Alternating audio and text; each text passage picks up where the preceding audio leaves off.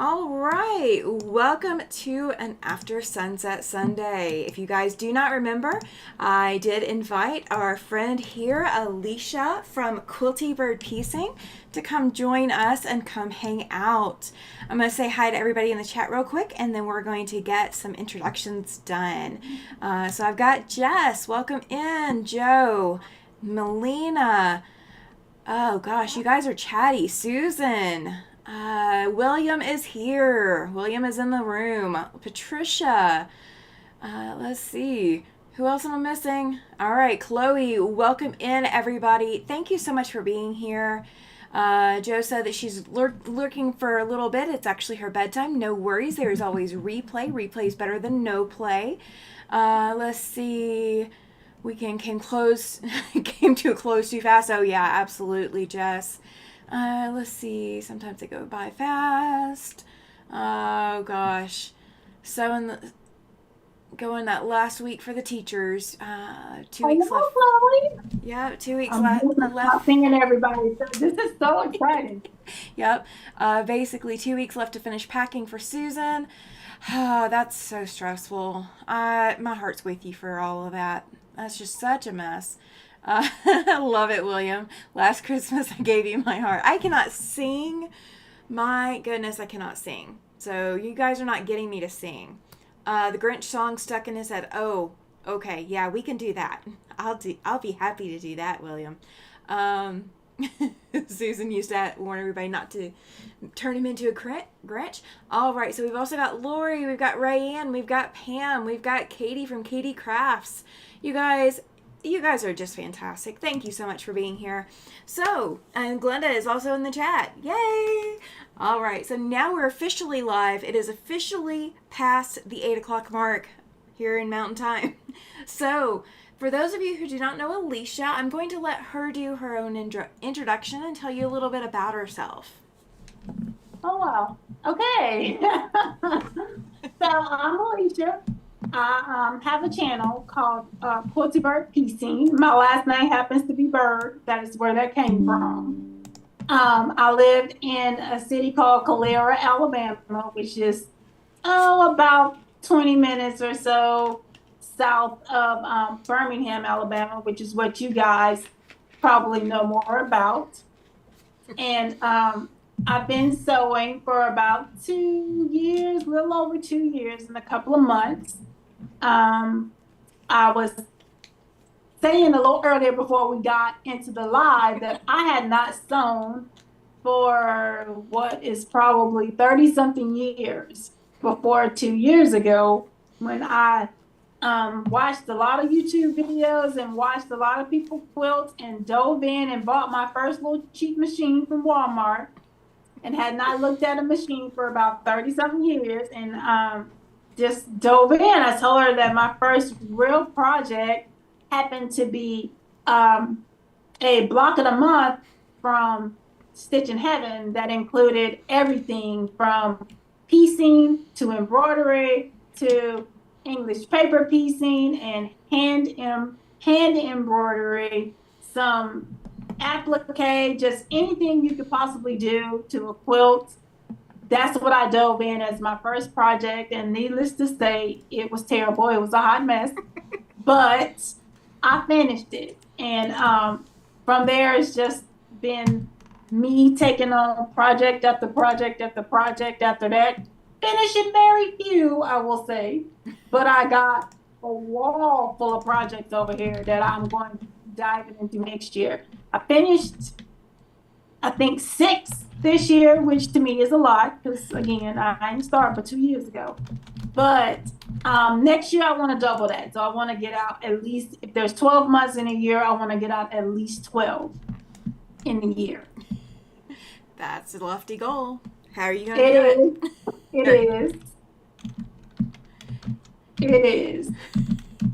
Do you have ideas on how you're going to keep yourself honest and keep yourself on goal? Well, so far, if I stick to what I'm doing now, I have 2 that I will definitely have to finish for the end of the year. I have one I got to finish before May because it is a challenge from my quilt guild. And then the second challenge, we have one yearly challenge that ends in December. It starts again next year, and it is the Traverse quilt by, I forgot her name, Tara Finnegan. She's out of Australia. Ooh, that sounds interesting. Yeah, it is. It's a bit, it's a lot. That's why it's our challenge quilt. It's regular piecing and curved piecing and all kind of piecing all together. Like it's a row quilt, but every row takes you to a different technique. Oh, And gotcha. it's about 15, I think it's 15 rows, but you use like a different technique in That's a each row. lot. Yeah. It's a lot. It's a lot. So that's our challenge quilt. And then my other quilt is it's a challenge too, but what we did was they gave us these old books that have these different, what are they, templates in them. Okay. So they're very old, and mine was a friendship quilt, which Okay. is basically some applique and some piecing like together. Yeah. And so I am going to do, instead of doing applique, I'm going to do English paper piecing. So it was um, applique and piecing and embroidery. It had like the people's names and dates and stuff in the quilt.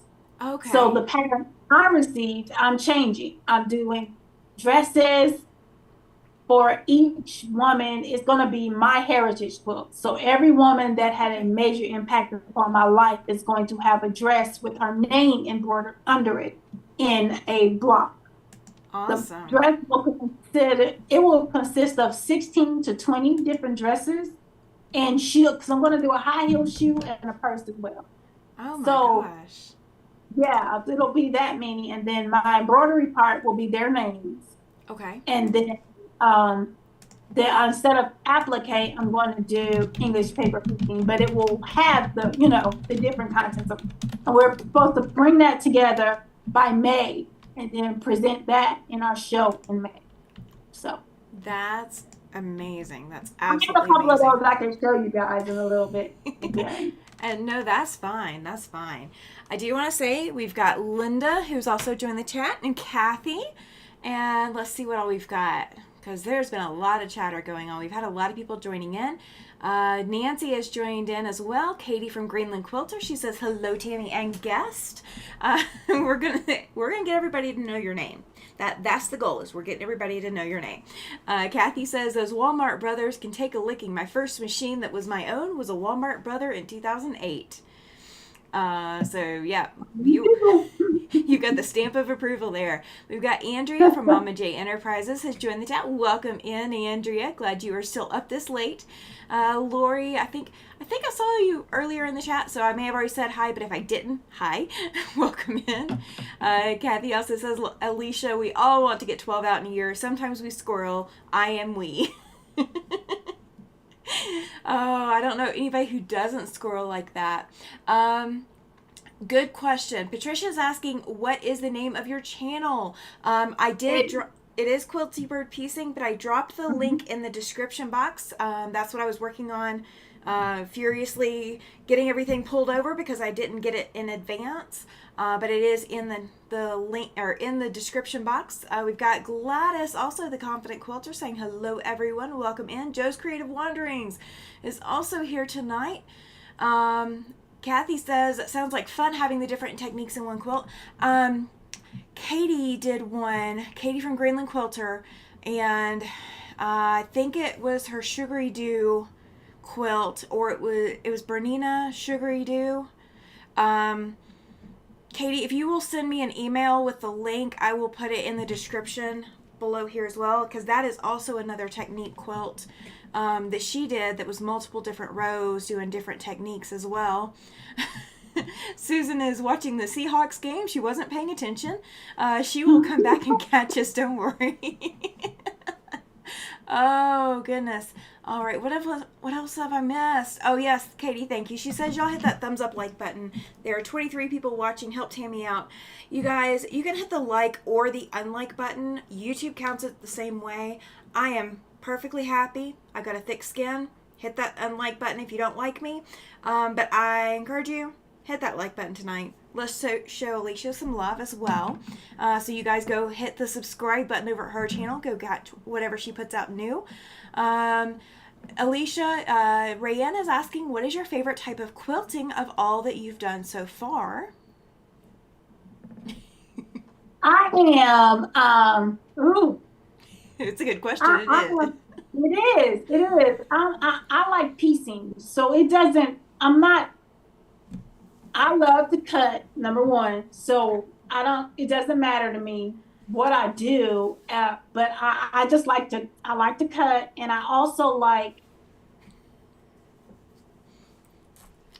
I don't know, let me not even go into say I like anything better than the other. I really don't know. I haven't done a lot of curve piecing, but I have done some. Okay. So I think I would like to do a little bit more of that to see if that's like one of my jams or not. I don't really know because I haven't done a lot of it. But I don't have anything that I just don't like to do yet. Have you done foundation paper piecing yet? I have. Well, the like foundation paper piecing and curve piecing is what that tempter quilt involves that I was showing. Oh. Yep. So, yeah. Okay. Sorry.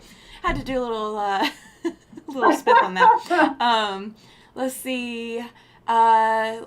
What else am I missing? Nancy was asking, oh, awesome. She's already subscribed to you, Alesha. Thank you. Yes. You guys are so awesome. I think I'm caught up. You guys, I love this that I'm having to scroll in the chat. You guys got me. You guys really got me tonight. That was not expected. I'm so blessed. I'm so thankful that you guys are doing that for me. Thank you, thank you, thank you, thank you. The chat scrolling like this really helps the YouTube stats as well. So, yep, thank you. Thank you, thank you, thank you. So I got a question for you. Are you ready? Yes. All right. So your video 4 weeks ago, you did a fabric haul of what you were pulling for your Bonnie Hunter quilt. Yes.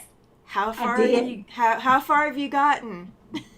I am on step number 2. Hey.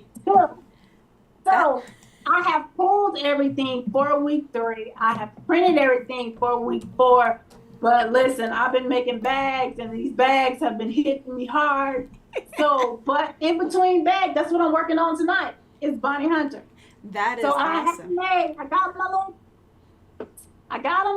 I got some of them. Yay. Yeah, and then I've done all of my. Let me check on my bag. I'm a baggy girl. If y'all don't know I don't know if y'all know this or not, but like all these. Listen, I keep the store open buying bags. Oh, you guys are awesome. Yeah, all of my flying geese. If I'm not mistaken, Squirrely Quilter, you are Jody. Correct me if I am wrong. And she says, hello, everyone. She's here but sewing and can't keep up with the chat. You are good. Neither can neither of us. Tonight is the night of the scrolly chat. It is moving awful quick. It is. It is. There's something about having a special guest on that apparently gets everybody up and arms and ready to move, right? Oh, how sweet. Awesome. Oh, it's Lisa. I'm sorry, Lisa. That's what happens when all of you start using squirrels for your name. I forget which squirrel is squirrel. Hi, Jennifer. She says, good evening. Prep for Eternity Homestead is Jennifer. Our special guest tonight, for those who are just coming in, this is Alesha from Quilty Bird Piecing. So we are going to hang out for the next hour and 45. If that's okay with you. It's just fine. Just fine with me. That quilt on the wall is very cute. Thank you. So this is the quilt that I was telling you about before the live. I did pull this out a couple weeks ago, probably 3 or 4 weeks ago, and it was a free to good home. It was take me home and do something with me. Just get me out of my home. Get me out of my original home. Squares. Is it leaves? Are those leaves in the print in the It squares? is kind of. It's this is the print, or this is the fabric. Oh, okay. And so they gave me 6.5 inch squares of this, and I did have to cut some more. I think no, maybe I don't know. But my half square triangles, everything that they gave me, I'm now going to use. So I think I've got enough black squares to make another 2 rows at the top and 1 row at the side or something like that. So I'm going to start putting those together. It's really Oh. neat. I like it.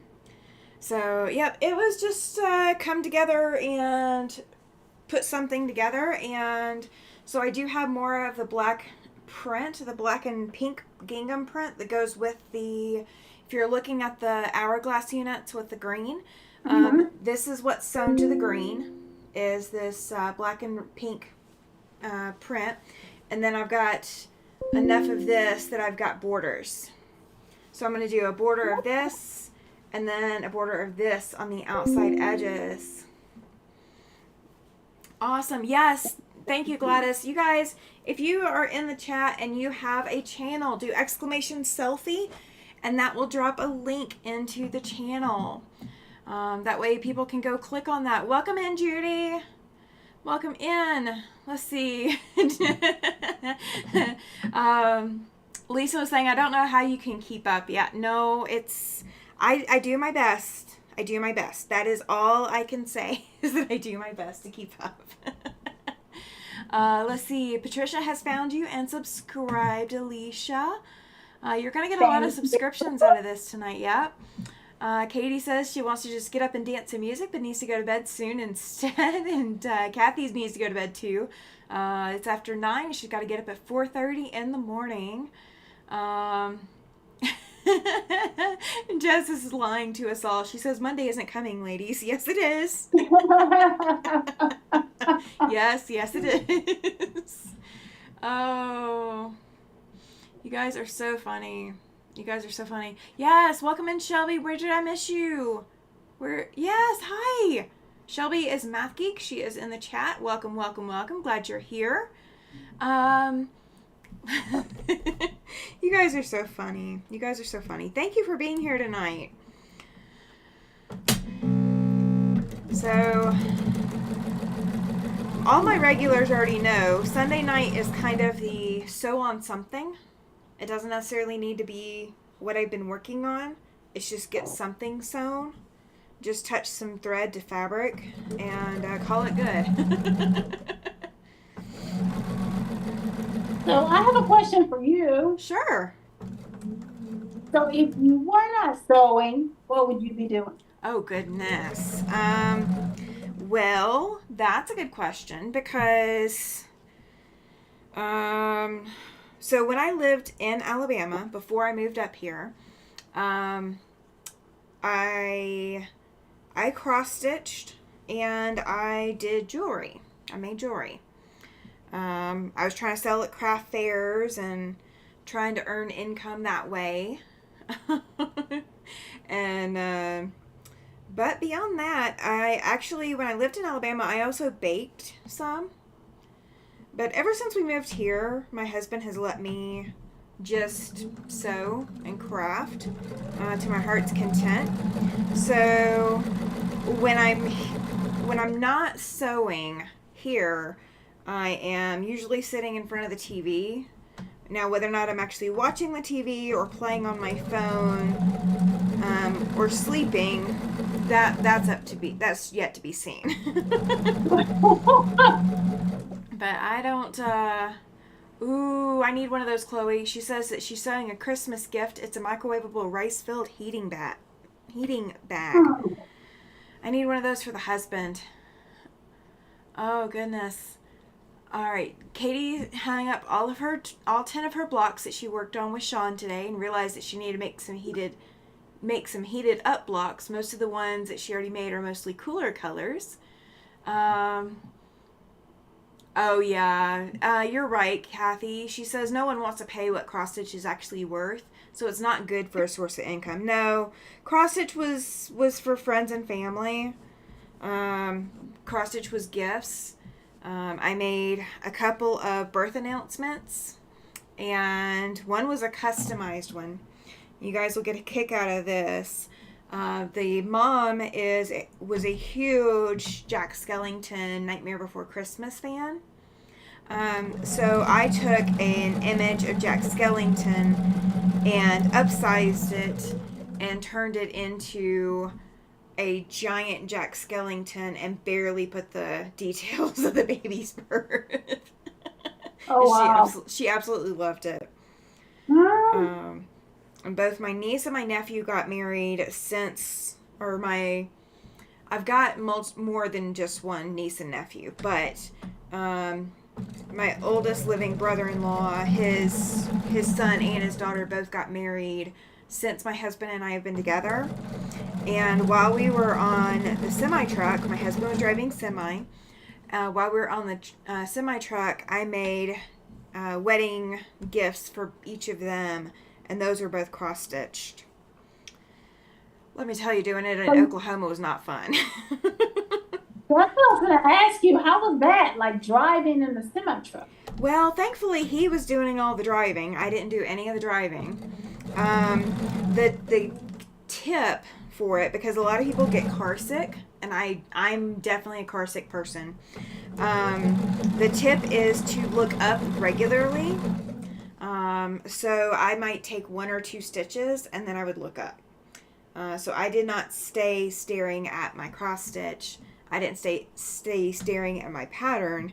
I would mark everything off as I went with like a highlighter. But yeah, no, it was look up all the time. Oklahoma is the one exception. The roads in Oklahoma were awful for a semi-truck. So I couldn't do it. So every time we would pass through Oklahoma, I just had to put my cross stitch down and sleep or do something else. Ooh. Yeah. Kathy says that would be interesting. Yeah. Oh, they were. Kathy said she made birth announcements and wedding announcements, but they knew up front it wouldn't be less than $150 unframed. Oh, yeah. Absolutely. Judy quilted 3 quilts this weekend and was so proud of herself, was cleaning up and found 3 more quilts that need to be quilted. Well, I've got another 6 if you want them. Just kidding. Joe said, just a thought, I found that a combo of field corn and cherry pits holds the heat much longer and lasts longer, plus field corn is way cheaper than rice. Ooh, that's very cool. Let's see, Katie's asking, how do you motivate a 35-year-old man to get off his butt and put the dang tree up so his son can enjoy their first Christmas together in their own place? You get the son to start asking. When the kid starts asking, that's when the grown man will help. Let's see. Judy's down to 14 quilts that need to be quilted. Now she's back to 17. Oh no. That's a lot. It is a lot. I've got so many to quilt, you guys. It is not funny, but I'll leave all the quilting to y'all quilting people. Well, I'll keep all of you in business with my money. I'll send all mine to you, and I'll keep all of your business. I don't foresee myself ever doing that part of it. I really don't. Don't ever say never. Don't ever say never. I bought a long arm off of a lady that was getting out of quilting entirely, and it was a sit-down long arm. And so it's just like a regular sewing machine, but it's all free motion. And so, I could quilt them sitting down, and that's what I need to do, is I need to be sitting. But I found a cutie frame on sale for $300. Somebody was selling that off because they were buying a full-size 12-foot quilting frame, which I don't have room for. And so I got that for a steal of a deal. And so I've got my long arm sitting on a cutie frame, which is a hoop frame. So I can hoop one section of my quilt that, and then move it and all of that. So, but it still piles up. It still piles up. I can imagine. I couldn't bring myself to. I don't have any room. Like I'm in this that, you have 3 bedroom house and then you have that bedroom that's like the size of a closet, Uh-huh. that you get to the boys, so Yeah. they'd have somewhere to stay. That's what I mean. So I barely got enough room for what I got in here. Well, I think this is a 10 by 11 room. That's what I'm in right now. So I've got this machine. I've got my fabric shelves behind me. I've got fabric shelves and my computer in front of me. And I've got shelves along the wall. And then my long arms table, the sit down table, is my cutting table as well. So I don't frequently show my cutting table, but I have my cutting table. I can sit at either side of the long arm table. So I can sit at the long arm side or I can sit at the cutting table side. And yeah, it's multi-purpose. Everything in this room can move except the stuff on the wall. Let's see. Jessa Yeah, I would. Jess says she doesn't want to mention the amount of quilt tops she has, and Katie says that hers are really starting to add up.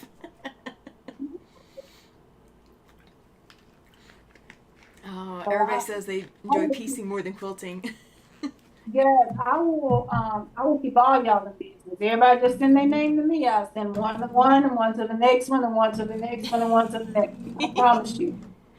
Oh, oh my gosh. Shelby says you're still way ahead of me, Judy. I have over 50. Everything that I've made since 2018. Oh my goodness. That's a big stack of Ah, quilt tops. it is. Now, the real question is whether or not you can sit there and name them without looking at them. That's when it's shameful. Oh, Linda says that she's finishing up some applique blocks for her Sunbonnet Sue and Farmer Phil quilt, and then she can sash and sew it together. She also has 13 quilts she has to quilt together. I can only sew on weekends. Yeah, she's got a full-time job and keeps getting interrupted. Hey, I've been watching her in chats.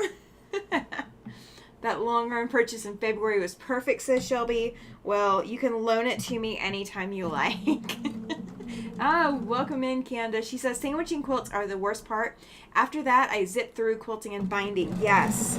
So, here's my tip. Here's how I do it in my apartment. Pam says that she has a pile of bindings to do. I'll trade. You quilt, I'll bind. Yeah, Katie, she says she needs to find a backing fabric for her sugary do. She wants to send it off to Tiffany for quilting. So the way that I do my layer and baste to quilt my quilts. Okay. You know what? We're going to do a lesson on that before the end of the year. I will pull up. I'm trying to think. When can I do it? We're going to do a how I baste my quilts before the end of the year. Just mark your calendars before the end of the year. There will be a here's how I baste. Shelby says, huh? Go ahead. I don't know how to do that either, but again, I leave all that up to y'all. Yeah, that's okay. Shelby says that she has a 5-foot Grace hoop frame, just fits in the corner of the room. I think it's 5 foot. I'd have to pull out the ruler and see if that's what it is. It's either 4 or 5 feet, I would think. Actually, it might be 3 feet. It might only be 3 feet. But it's sitting on my long arm table, so it works. Judy says that her goal is to get the quilts done before the end of January. She has one that's for a client and will bind it tomorrow and get it delivered Wednesday. Kathy says she's been doing very little sewing this weekend. Had an oopsie with her phone Friday. Oh no! First video and then took... on her video. Yeah, it took half a day Saturday for the repair guy to show up. That's rough. Oh my gosh, that's rough. Let's see. Susan says at this point in time, because of packing, I have no idea how many UFOs I have. Yeah, no. You have a justifiable reason for not having any idea. She is having to pack up her entire apartment. They are renovating the apartment. So all of her stuff has to be packed up, and she's going to be put in a hotel while they renovate her apartment. But everything she wants to keep has to be out of the apartment before they renovate. So she's been in that apartment 13 years. So she has 13 years of things to pack and tuck away into a storage unit that then she can't see for basically a month. But then she's going to have to unpack. Yeah, I so, moved out of yep. an apartment I was in for 7 years to the house that I'm in now. Oh, And I gosh. can just imagine if I had been there for another five, how much stuff I would have. Yeah, it piles up really fast. Um, let's see. Kathy's got her grandson's birthday. Took Katie all day just to make one block yesterday. Sometimes it is like that, Katie. I totally get it, but sometimes it is like that. Sometimes our brains do not want to cooperate with our bodies. Pam says, I struggle choosing how to quilt them and choosing backings. You guys are going to have to probably put your input in on how I'm quilting this temperature quilt, but it is not going to be quilted before the end of the year. Shelby says, if it's a cutie, it is smaller, but it still works. Yeah, it is the cutie. And my harvest quilt that was up on the wall in my dining room, that was, I didn't even baste it. I just hooped it and was very careful every time I moved the hoop or moved it on the hoop that I was, paying attention to it. Candace says that she was using the spray for basting, but it's gotten so expensive. I use the pens or Elmer's glue, depends on the quilt. Okay, so I do not use spray basting. There's a couple reasons I don't use spray basting. First is I don't want there to be any chance that there's glue residue left in my quilts. Sometimes that glue can bleed through fabric, pick up the color of your carpet, pick up the color of something you lay it on, any number of things that it can pick up, and I refuse to have all my hard work ruined by a little bit of glue. Wow. So I don't use glue for that reason. The other reason is I don't have a place where I can use spray glue right now. I would have to go clean our garage, mop the floor, and it's not attached to our apartment, so I have to walk across the parking lot to go mop the floor, and it's not temperature controlled. So I would be out in the cold right now mopping the floor, and then I would have to tape to the floor and get down and get up and all of that. It's just not physically feasible for me now, so I don't bother with that. Let's see. Lori says that she's working on her Hunter's Star. Rayanne recently finished one of those and it's so gorgeous. Lori, if you're not in the Facebook group, and Alesha, if you want to join the Facebook group, you are welcome to as well. This is open for everyone who wants to subscribe and be in there. I have a Facebook group, and everything in there is private. So unless somebody is a member of the group as well, whatever you post in there won't go out publicly to your Facebook friends. And you can post in there, and then we also do Sew and Tell. So the first Tuesday of every month I do Sew and Tell. So people can share what they've worked on, share what they've done, and they get entered for a quilt giveaway. And the next quilt giveaway will be in April. So that's what that is there for. Let's see. Shelby says, right? I can't even imagine moving. No. I'm going to have to move later this year. So you guys are going to go with me on a journey. You guys are going to get to see the journey. Are you guys just changing houses or are you moving to another city? No, we're going to stay in the same city, provided we can find another place. The rent is going to go up here again. And we tried to get out last year, but we didn't have enough for security deposit, first month's rent, and all of that on top of our current rent, and we could not find a place that was less expensive. I'm paying, based off of my rental rate, I'm paying about $400 more than my rent between fees and all of this other stuff that they add on to my rent.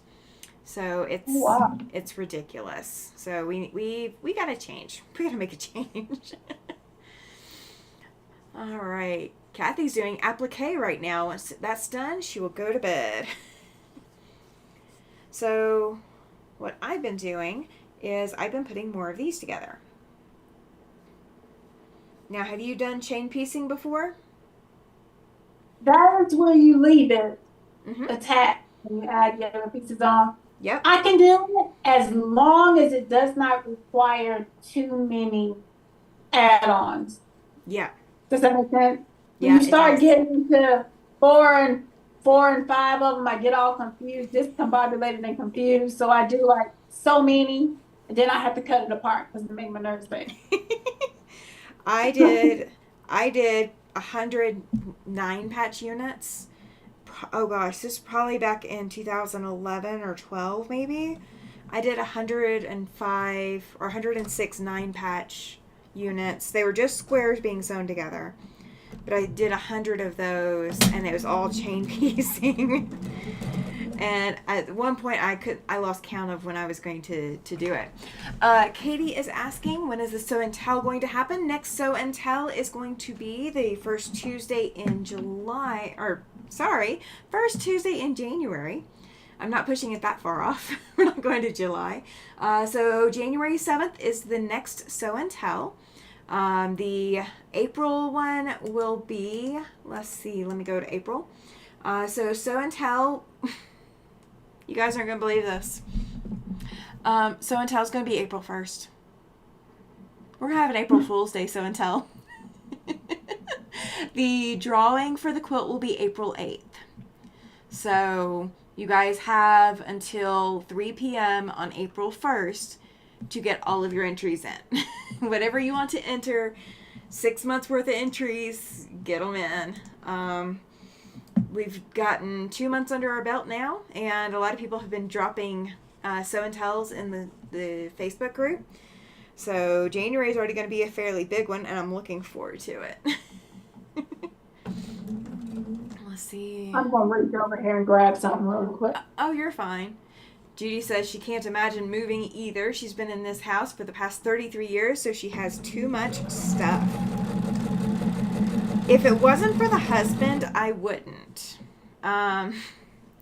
It's making that house comfortable for the husband and letting him be himself. I don't collect things, not like he does. My studio is the hardest part to pack, so, but I don't collect extras. Yes, just. I'm the extras girl. I'm the extras girl. Oh, so okay. You don't collect the extras. I'm the extra. Yeah. Well, see, I take all the way down to 1-inch squares of fabric. So if you have scraps that you can cut a 1-inch square out of, if you're not going to use it, I will use it. That is what it. That is the one thing in quilting that I do not do is keep the scraps. Yeah. If you want to box them up, ship them off, they can come to me. You would have plenty. I will absolutely use every last one of them too. Laura, welcome in. She says she was just going to say hello, but not staying. Oh my goodness. Lady, you've got to stop. She fractured her L1 vertebrae and she's trying to manage her pain. Have a great night, everyone. Yes, please go rest. Manage that pain. So many prayers. So many. Go cuddle with that gray quilt that you just got. Laura won the first Sew and Tell giveaway quilt back in October. So she needs to go cuddle underneath that. Get the positive vibes from that quilt. Let's see. Kathy says that she would move and just take her crafting machines, bed, and TV. I don't need any of this other stuff I've collected. You know. And I wish I could say that. I wish I could say that I don't need nothing. But even if I didn't take anything with me, I'd buy it all over again. Well, here's the thing. So, my husband and I have really random conversations, okay? So please do not read into any of this. These are incredibly random conversations. So we've had the discussion about if we were to get divorced, what I would take with me. Like if I had to leave, I would take everything in the studio. There's a quilt rack out in the living room / dining room, and I would take my jewelry mirror, and then almost everything else in the house I would not worry about taking. I would live on an air mattress. I've done that before. So yeah, he could have everything else. I would take just my studio mostly, because it would become my bedroom. And for me, if then that was to be the case, just depends on what my reasoning is for why I leave. Oh, that's true. And it just depends on what my reasoning is for why I'm gone. So, if it's a mutual thing, I probably let you have whatever it is that you want. Just take whatever it is that you want. Now, if it ain't necessarily a mutual thing, that might be a whole nother discussion we may have to have. I hear you on that. Laura says that she sees a pain specialist tomorrow and hoping he can help. If not, I see the spinal surgeon on Friday. I've been told it's going to be a long road to recovery. And okay, so you've got the sprained ankle and now the fractured vertebrae. Goodness, woman. Goodness. So many prayers for you. So many prayers. Let's see. Judy says, we have another house, and every time my husband brings something home, it goes there. He has the basement filled and tries to put stuff in my sewing rooms. Oh, no. Mine has been told not to put anything in here. Oh my gosh. That was funny. I was reading. Oh, yeah. I haven't gotten there yet. But she said that I told my husband that divorce wasn't an option, but homicide was. Oh my God. Kathy, that's exactly what Tom knows. He already knows. Mine is a paramedic. Oh, shoot. So, like I said, if you don't want them people to come be coming here and picking you up now, need you to act right. We'll see. Okay, so my husband and I have no issues as far as, anything like that. But, he smarts off, and all I have to do is threaten his Netflix account, because it's actually in my name, but he'd lose all of his shows, or I just go and start adding kids shows to his Netflix profile, so when he logs in, he sees all the kids shows. So, like Thomas the Train, Teletubbies, the toddler stuff. And he gets so aggravated because he is a former police officer, and so he likes to watch the homicide stuff and the FBI and, all the crime stuff. He loves to watch that kind of stuff. And he's a guy. He watches guy stuff. But, he does not want the kids' shows. Mine too. Mine watches the same kind of stuff that you're talking about there. Oh, Kathy says that her husband and she have no issues either. Yeah. See? Okay, so I will say this. If, that we were to split, I would lose all my decorations. That would be the one drawback, is that my studio would never get decorated. He does all the decorating. I don't have to lift a finger. I just have to be out of my studio long enough for him to do it. He was actually fussing at me that I had a Thanksgiving Day live because he was ready to go ahead and decorate. I told him he wasn't allowed to decorate for Christmas until after Thanksgiving live was over. So he was so ready to come in here and decorate. Oh. I'm actually getting these done. I'm shocked because I'm talking more than normal. So what I've come up with is that I should be able to add a row to the top and bottom, and then one row to the side to make this thing bigger. Because this is about, 6 inches times 6, so it's like 36 inches square right now. So these will add quite a bit to it. And then I have enough of the 6.5-inch squares as well, the pink print squares to add to it to make it larger that way too. So we're going to check and see how many I've got. So I pulled some of my heritage quilt stuff to show. Okay. Yes, Joanna, Jennifer, mine is from Alabama as well. Yes. Is yours from Alabama? Oh, that's gorgeous. Yeah, so it was, well, That's my stunning. inspiration for this quilt was the Millie's, what's it called? Millie's Dresses by Lori Holt. Okay. And so the squares are a little bigger, the blocks are a little bigger, so I will have to add some sashing, and so the names will go like on the bottom where I add the that set, idea. like in the sashing. Yeah. I love that idea. Yeah. That is fantastic. You need to show working on that on your channel. I'm going to. I wasn't so sure I wanted to, because this was honestly probably like the second foundation paper piecing thing that I've ever done. So I didn't want to. Yeah. So I've only done a few of them, just a couple. Yeah. Dresses. Oh, that's so stunning. Is that dogs on the dress? Or what's on the They're print? dogwood flowers. Oh, okay. Oh, those are so pretty. Oh, I love it. And it has pockets. That dress has pockets. It does. Yeah, I found a whole lot of vintage looking dresses. So on Etsy, somebody had created the pattern on Etsy. Yeah. And so I bought them, and I just I'm going through fabric that I already have to kind of, color them. Yeah. And make them, I want them to look more like me and less like back in the day, but I want the look of the back of the day, Oh, yeah. like fabric. So the dress, rather. Chloe's saying it's beautiful. Shelby says, wow, so pretty. Patricia says, love that block. Judy says that she has the pattern for Millie's dresses and she plans on starting that in January. And Millie's dresses is going to be what I'm going to use for my plus size girls. So these are my family members that ain't necessarily as plus size, and Millie's dress is what I'm going to use for my plus size girls.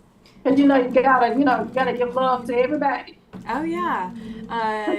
Kathy says love the dresses. Rayanne says love those dresses. Jennifer says very pretty. I am in agreement with all of these people.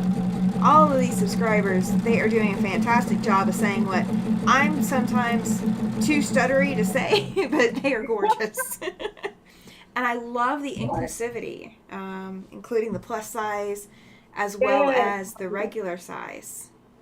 Yeah, I'll make it work some kind of way. Yeah, I have a whole lot of ideas, and then when it comes down to like putting it all together, I'm like, you really don't know what you're doing, girl. You know that, right? You just in here just kind of throwing something together, but we're gonna make it work. Well, if you never try it, you'll never know. This is true. I've got a quilt planned for 2025 that if I can get it done, it's going to be incredibly stunning, but there's nothing like that out there anywhere.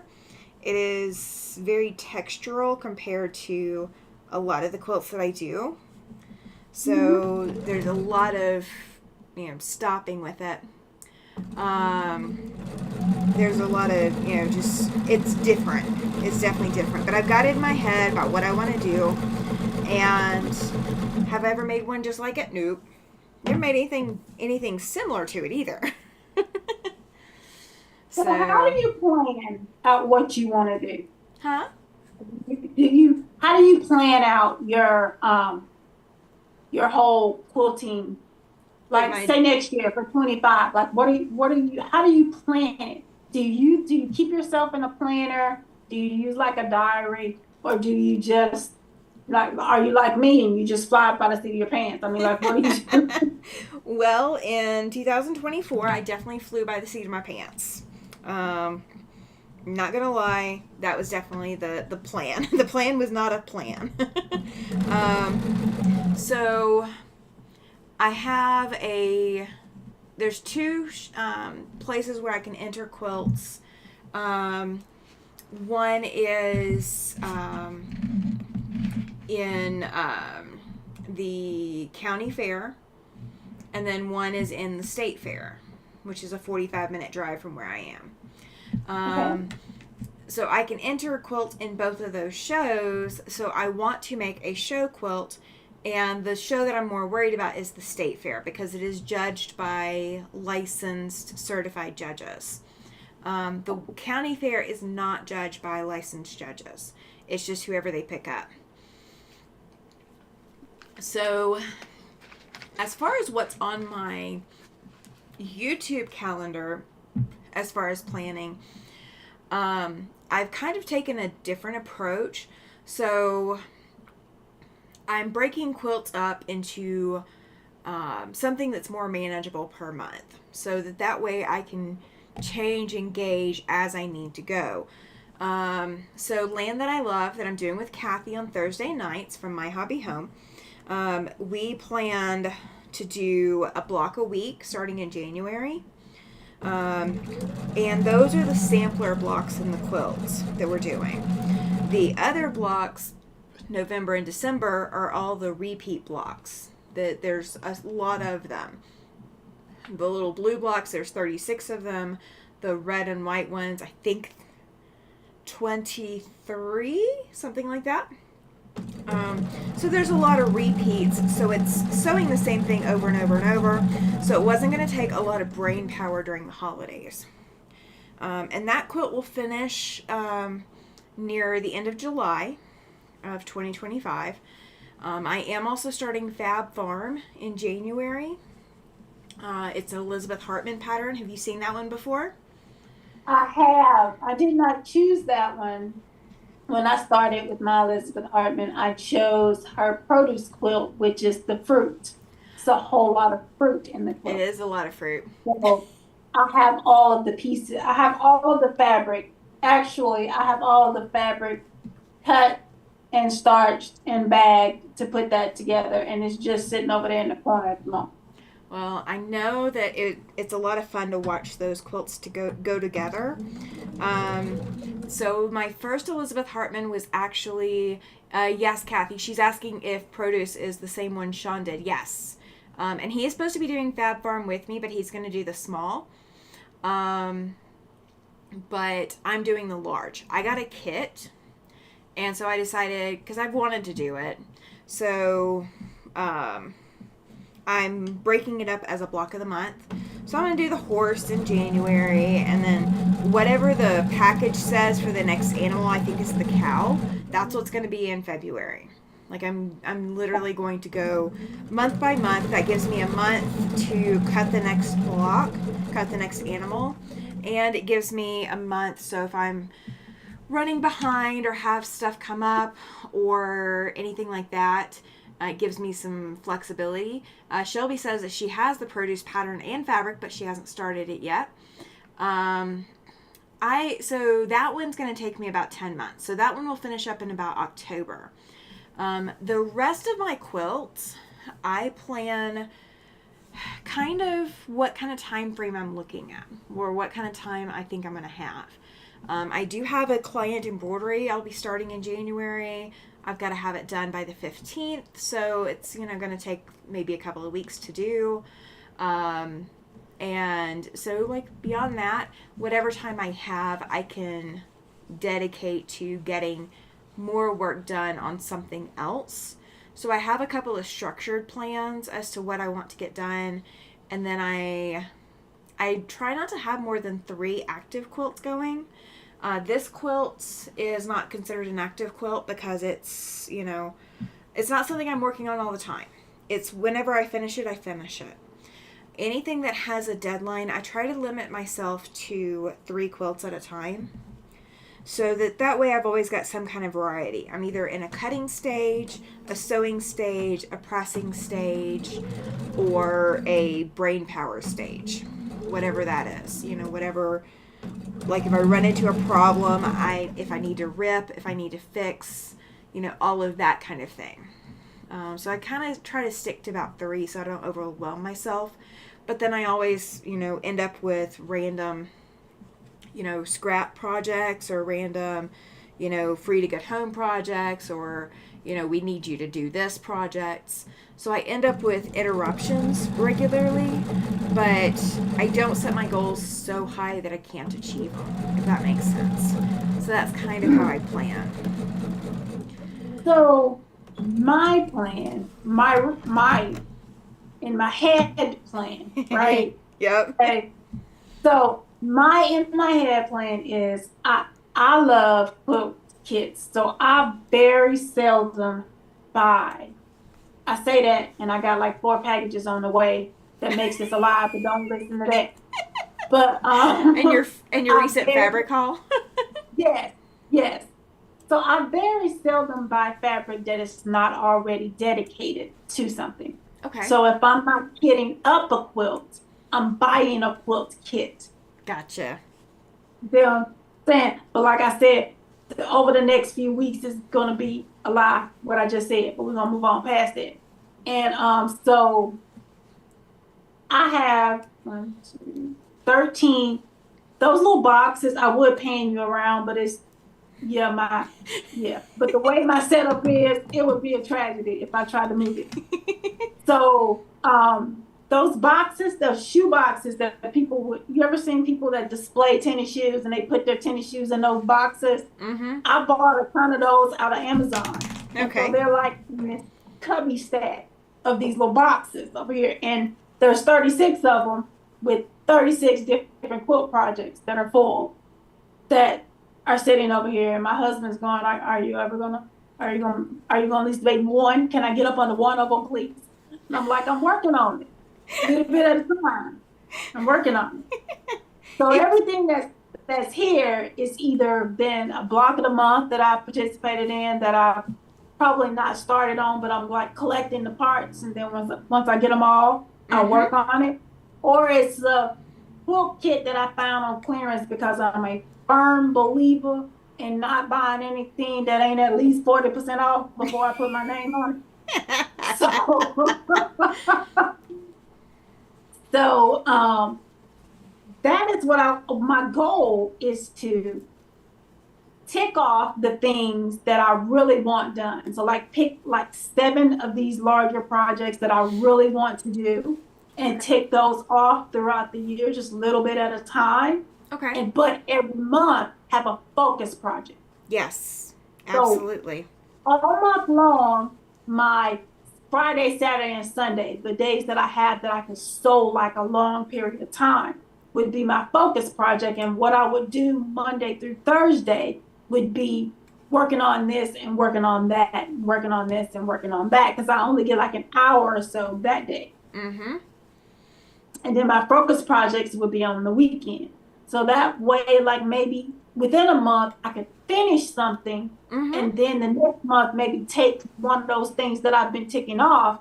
That becomes my focus project, and I add something else on. Well, you have gotten an amen, sister. And I don't buy anything that isn't on sale at 40% off is my starting point from Kathy. So just in case you wondered. All right, so Chloe, I did not ignore you, I promise. She said she was asking if it's the one that I drew over the summer. No, it is a different one.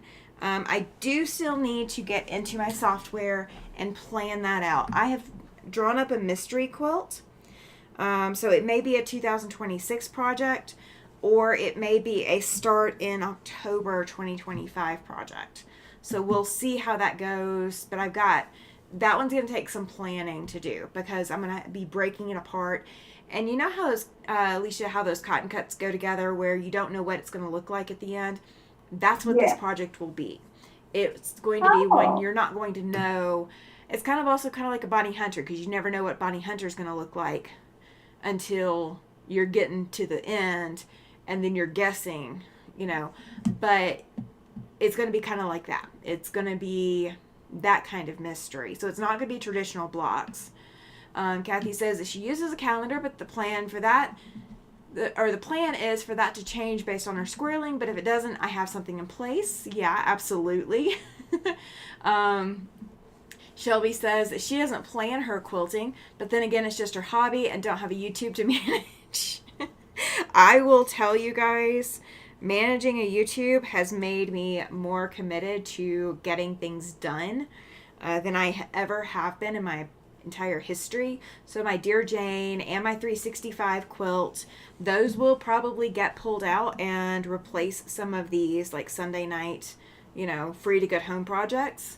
So you guys will probably start seeing some more of those too.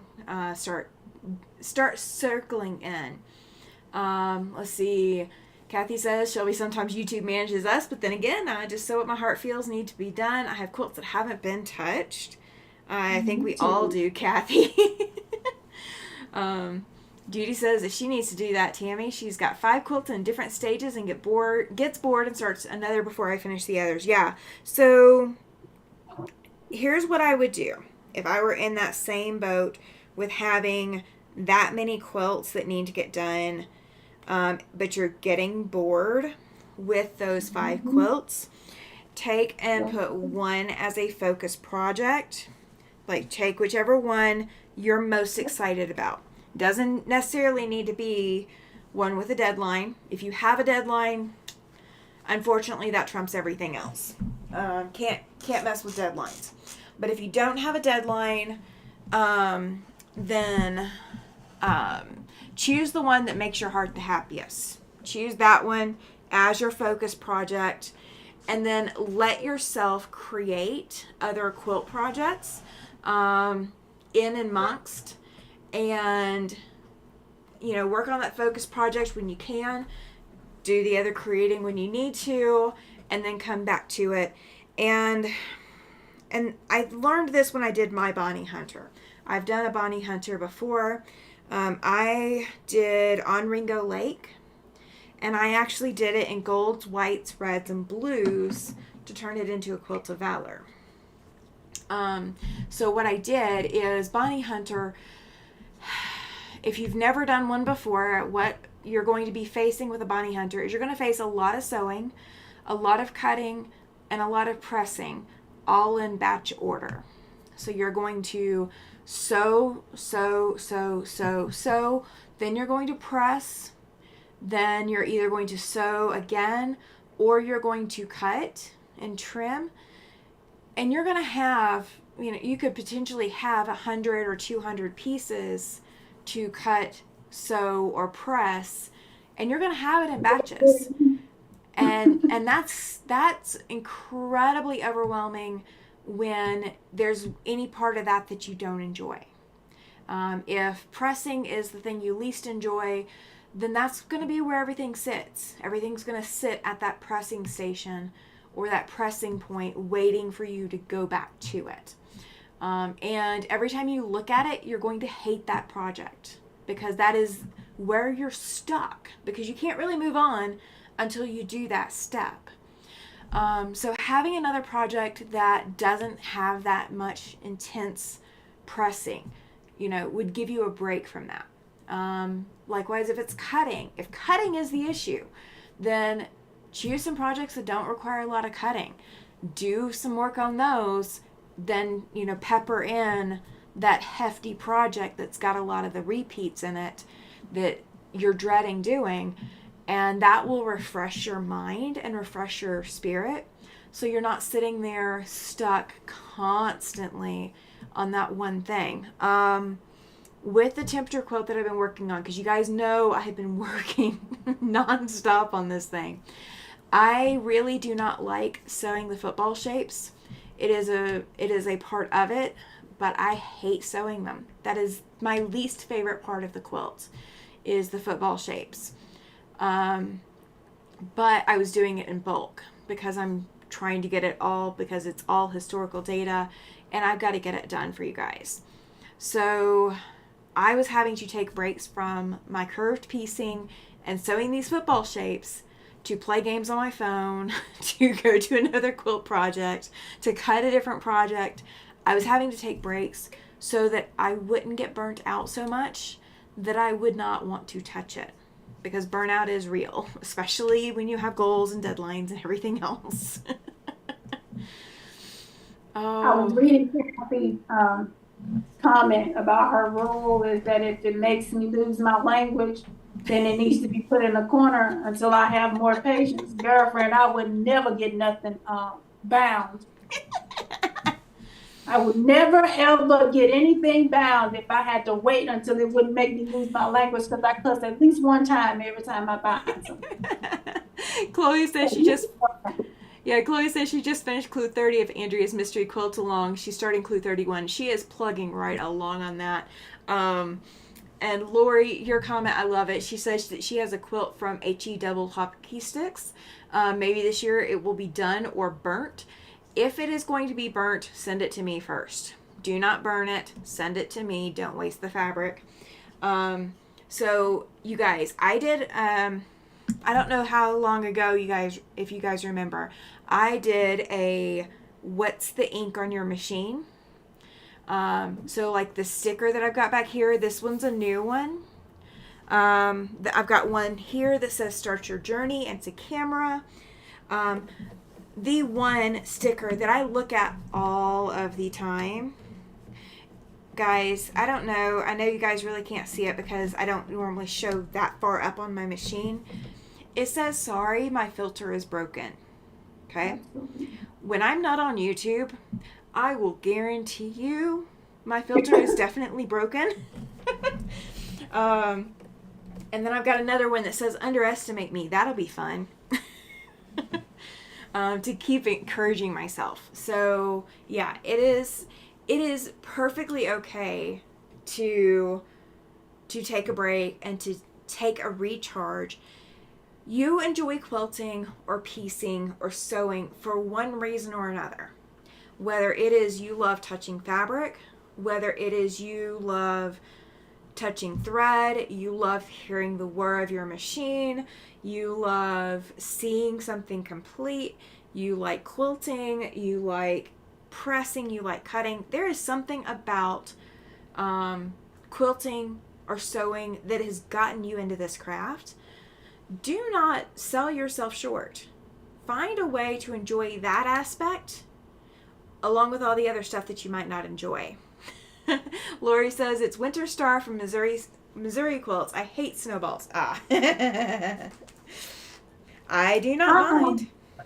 I tend to get bored very, very easily. So I can say that one of the ways that I keep myself from not wanting to move on to a project is that I keep the project, I keep picking projects that's going to change up on me. So Yeah. I have several sampler type projects that's going to change up while I'm doing it. If I'm doing the same thing 100 times, it's going right down in that little box that's never going to be opened again because I'm going to get tired of fooling with it, doing the same thing over and over again. Oh, yeah. So I try to pick stuff that's going to have a variety in it so that I don't get so bored with looking at the same thing all the time. Yeah. Because I would. Judy says that she has 3 Crown Royal quilts that need to be completed. I'm hoping that I can get the orange one finished and then the other 2 will be done smoothly since they will all be the same style or pattern. Yeah, absolutely. I just recently figured out that was a thing.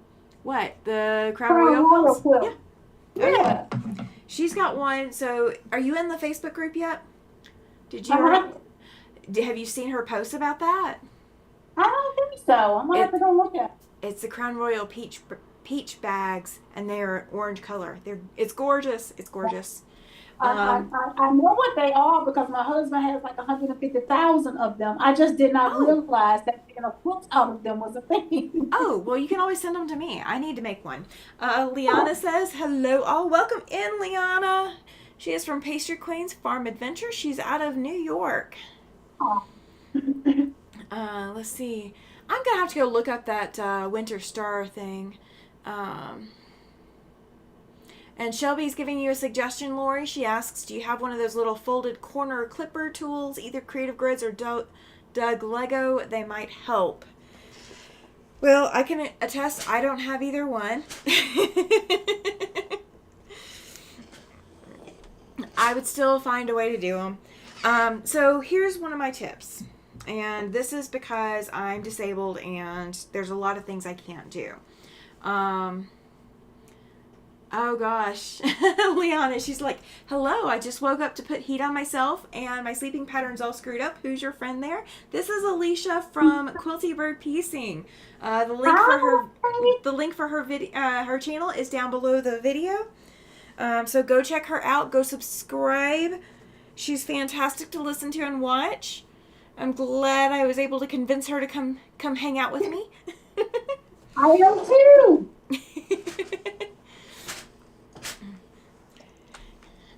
Oh yeah, right. Chloe says that I hope you're healing well, Liana. I do too. I missed what happened, but I'm praying for you.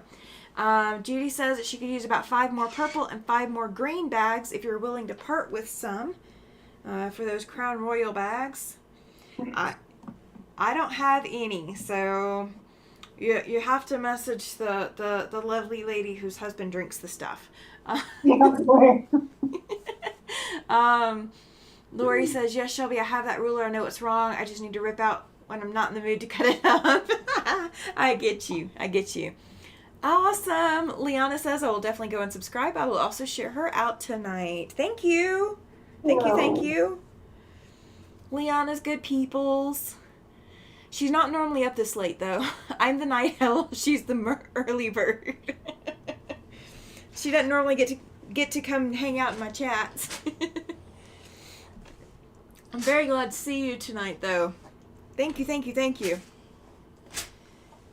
So I am pressing these while I'm going. Have you ever seen or have you ever spun your seams yet? Is that something you've done? Okay, good. Do that all the time. Yeah. I learned that I didn't finish it. Let me not say that. So I started a quilt that Doug Lico, and I can't remember what the name of it is, but I didn't particularly like it. I got all the fabric, I got all the pieces, but I didn't particularly like the quilt after I made like a block or two of it. I wasn't like the way it looked, but he spins all his things. Gotcha. Liana says, yes, thank you for all the lovely healing wishes. I'm in day 3 and will be fully healed hopefully by day 2.5 weeks. Or by 2.5 weeks. Let's see. Ooh, Judy says that she took the plunge and bought a couple of So Yeah rulers and have been impressed with them. Well, you know.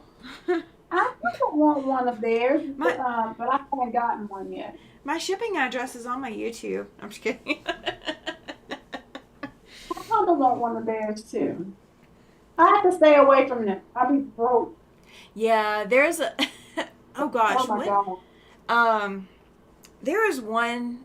It was the Chatsworth block of the month. It's a bit tedious. Is it Chatsworth? It's the one that I didn't like. Chatsworth is? That's it. That is it, Shelby. You got it. That is it. I did not like it. See, so I did not finish it. These people know more than any one of us combined. Oh. I love my subscribers. Thank you, guys. I've got 3 more to press, and then I can figure out what kind of layout I remember doing. I remember that I calculated. I didn't calculate very well. Oh. So 6 and 6 is 12, plus 8 would be 20. So if I can make 20, then I got enough. So we'll see. We'll see what I ended up with. They're similar to Quilter Select, but a much better price. Okay. No, I'm going to stick with my Creative Grids. I'm not a huge fan of the Quilter Select. So I've tried them out. They just don't work very well for me. Because Quilter Select, if I'm not mistaken, are kind of frosted. And I need the clear vision, so that has not been working very well. I did take my, what did I take? I took my So Be It Quilts, quilt lock, slide lock with me. And the ladies at one of my local guilds that saw it absolutely fell in love with it. I was like, well, you can use it. And they're like, well, we need the 24 inch. Okay. That you got me there because I only have the 14-inch one. I didn't buy the 24 inch. I didn't have the money at the time when I ordered it to get the 24 and the 14. And I knew I'd use the 14, so that's the one I walked home with, or came home with. Let's see. Shelby says that she picked up the Soya 2x6 ruler and find it's hard for her to read, but it's great to have so many choices. Yes, it is. Yes, it is. Now, I loved my Nifty Notions rulers, you guys. I really did. I mean, I'm not getting rid of them yet because I really did love my Nifty Notions rulers. And I've got so many of them. But they just don't grip, and I need the grip. Especially with losing hand strength, I need the grip. So, yeah. Gotta have the grip. I'm on my last 4-patch. I'm so excited. We're gonna see how this works. Alright, so there's one of the hourglass units. So this is what you're seeing up in the quilt behind me. Is this little hourglass block. So now I got to remember to turn them the right direction. Judy says that they do have some kind of the grippy stuff so the fabric doesn't slide. Oh, I bet they do. The Quilter Select do as well. But I needed the clear vision from the Creative Grids. That's what I decided to try on. So that's where I went with it. Patricia says that she loves her Soya rulers. I'm gonna have to get me some. At least one. Yeah, always try new rulers. Try new rulers until you find ones that you're happy with. Because you need to be happy with your rulers. Alright, so 3 and 6 makes 2 rows of these. 1, 2, 3, 4, 5, and 6. And I'm counting out fabric, so I do apologize. 1, 2, 3, 4, 5, and 6. Alright, and then a row of 8. I got 4. And I got 4. Okay, so I do have enough to do all of that. I will have 2 half square triangles left over and 1 black square. That's all I'll have left over. Leanna says, okay, I've shared you all out tonight. I'm heading back to sleep. Have fun. I wish I was in my sewing room. Oh, absolutely. We will wish that for you in due time. Yay! Susan says that she is home now. Awesome. Awesome, awesome. Alright, so I'm going to put some rows together. So, in case you guys are wondering, that's what I do. And I just put in rows together. So what is your favorite way to use up your scrap? I have some pressing to do, so I kind of turned around. Do what? What is your favorite way to use your scraps? Ooh, it really kind of depends. So the paper piecing tutorial that I did yesterday, I pulled some black fabric that I had and then combined it with stuff for my scrap bin. I do that with it. I will, what else have I done with my scraps? I have a mosaic quilt planned, using all 1-inch squares. Yeah, I'm the crazy one. I am the crazy one. I fully admit. I do have an Irish chain planned that I want to do that will also use some of the 1-inch as well as larger scraps. I like controlled scrappy, so I tend to go with color values. The cut and chisel quilt that we did during the year earlier this year, that was using fat quarters, but every little scrap that came off of it went into the back. It went to making more blocks to put on the back. Kathy says that her favorite version is making a string quilt with the scraps. I actually just got a Granger catalog so I can cut the pages out, so I can start using that as backing paper for string quilts. Have you ever heard of that? See, yes, I have, but I have a hard time with scrapping it. So this Bonnie Hunter quote is like driving me insane, simply because I have a hard time. I don't know if I should have been diagnosed with some kind of ADHD or something. I don't know what it is, or OCD or something. I love it when somebody else does it, but when I kind of try to put it together, my brain just cannot make sense of scrapping. So I'm trying to force myself, which is one of the reasons why I wanted to do the Bonnie Hunter, because she so promotes using your scraps to make your Yep. quilt that I'm just doing it. I'm just doing it. And I watch when it comes time that she give me the layout and I start putting together and I be like, Lord, I just can't.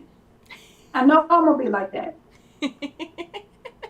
I know I, I am, but I have a hard time. My brain just cannot make sense out of it for it's some reason. incredibly hard for me too.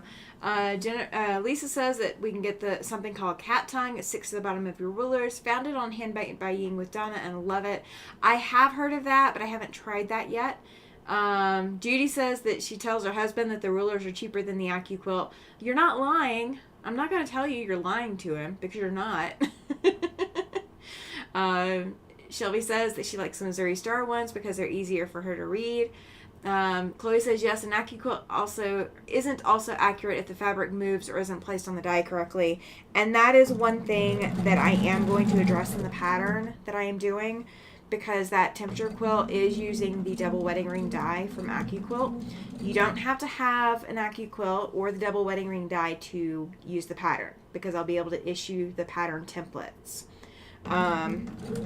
But if you do have it, I have tips and techniques to make it easier and more accurate. Because there's a lot that AccuQuilt assumes that you're going to do, but they don't want to tell you have to do it, because then everybody's going to go, well, why do we have to do that? And you don't have to do it, but it does make it easier and a little bit more accurate. So, question here. Yes. So, does AccuQuilt make it easier or does it make it faster? Both, actually. If you are doing something, okay, so here it's a loaded question, I'll put it that way. So I do not buy, for the most part, I have not bought myself any of the strip piecing dies, the strip Mm-hmm. dies. I haven't bought any straight piecing dies. Like, it came with a value die when I bought the original Go, so I have that one. Everything else I've bought has curves, or hard to sew pieces, or hard Mm-hmm. to accurately rotary cut pieces. For that, it's absolutely fantastic, because you're not sitting there trying to template cut something and trying to get 50 of them accurately cut. It is all, as long as you are using everything correctly, it's fantastic for that. There is scrap that comes out of it, so a lot of people don't like the scrap that comes out of using an AccuQuilt. I get it. It happens. Let's see. Shelby says that she's with you, Alesha. She uses lots of open space and like controlled scrappy. Yeah, controlled scrappy is easier for our OCD brains. Um, Kathy's asking what type of catalog. It's from Granger. If you've never heard of Granger, they are kind of like an office supply store for industrial settings. But they're not usually open to necessarily the public, so to speak. So the catalog I got, I swear it's like 6 inches thick. It is huge. So there's like over 3,000 pages in it. So it's huge. Becky has joined the chat, so welcome in, Becky. Susan ordered a sidekick ruler from Fallon's Soviet Quilts website. Awesome. Judy says that she's been making quilt blocks when she wants to sew and do not have much time to commit. Yeah, absolutely. Let's see. And I think that is why I cut everything. Yeah. Everything that comes, well, don't let me lie, or it's not everything, but majority of the things that come into my sewing room get starched and cut and rebag and put back in their little cubbies so that when I don't have a lot of time, I can just pull out something that's pre-prepped and just go Mm-hmm. ahead and throw it together. Oh, good point, Becky. She says coloring books are good to use also. Yes, they probably are. I don't doubt that. I don't doubt that because those would be easy to tear pages as well. Um, Yeah, you get a so lot of them from the Dollar Tree. yep. Yep, you can. But you're not getting that many pages in a coloring book necessarily, depending on the coloring book. Um, I do not know. Kathy was asking what size the pages are in the Granger catalogs. I'm not sure, but I'm thinking I can get 8-inch or maybe 9-inch blocks out of it, so they'll finish at, or I mean, I should be able to get an 8.5-inch cut, I think. So they should finish at 8 inches. So I think Now that's I what have it to go is. back through my receipts because I tend to keep my little receipts and stuff when I order things. Yeah, But I was on a kids craft um, site and I bought a ream of newsprint paper for like $30, yeah. like 500 pages. Yeah, newsprint is perfect. That's actually what QuiltWorks patterns are printed on. Becky Yeah. says that she bought the ruler as well that we were talking about a minute ago. Jess said she never thought about coloring books. Yep, coloring books work too. I had not thought about it either, but they would definitely work. Linda says that she taught her granddaughters how to scrappy and crumb block by using adding machine tapes. Oh, you are perfect. That is awesome. I Hmm, that yeah, adding machine tape is that's smart. perfect. Yeah, because when you do the adding machine tape, because it's only like maybe an inch and a half, 2 inches tall, you're sewing those little strips on it, press it over, and you're just sewing until you run out of scraps or run out of paper, one or the other, and then you trim it to that size, and then you've got these line pieces. That great border idea, fantastic borders. Um, Kathy says that the string quilt she's working on has 10-inch pages that she's using currently. Yeah, so these would probably be smaller. I don't think they're 10 inches square. When I pull it back out, when I find it, because it's not buried too far. It can't be. It's pretty big. I will check and see how big those pages are, so you can keep a lookout for it. Um, Judy says that she uses the grandkids' coloring books. She keeps finding coloring when she goes to looking for things like that glue gun. Still haven't found that gun. So Judy went to go make Well, the gnomes that we were making the other night with Jess over here, and she couldn't find her glue gun to make the gnomes. I told you I was in the smallest room in the house, and I have lost a bag kit in here somewhere. I this little kit that I bought that's the fabric and all of the hardware that you need. All you have to do is add your interfacing and stuff. Yeah, That's all you have to buy. And I had the fabric, I had everything, and it's in this room somewhere in a bag. And I cannot, for the life of me, I cannot find it. It's probably because the room is so small. When you pull stuff out, you're stacking it on top of each other in a different area to kind of mm-hmm. go through it. So I'm probably not able to see it. That's But I'm that's. just I cannot find it. Becky says that you can find coloring books lots of times at the thrift store for cheap. Oh, that makes sense. Mm-hmm. Hadn't thought about that. Mm-hmm. That's And true. then Judy uses her grandkids' coloring books. She keeps finding coloring. Oh, well, I already read that one. And then Susan says that she's used old phone book pages. Yeah, we can't find phone books anymore, though. That's the problem, is nobody has phone books anymore. Because believe me, if I had a phone book hanging around, you better believe I'd be using it for string piecing. But I cannot find a phone I book anymore. wonder, I wonder if the tissue paper, the paper that goes in your gift bags, would work. You can. Yeah, that'll work. The one problem sometimes with the tissue paper is if it has any kind of waxy surface, it can make it a little bit more challenging when you go to press it. Got it. That wax can create a little bit of havoc for you. It's not super bad, but it can just be annoying. Annoying. I can't say it. I can't say words tonight. My brain does not word. You know, I could have sewn these. Oh my gosh, you guys. Judy says that her next area to look is the attic. If that gun isn't up there, then the ghost took it.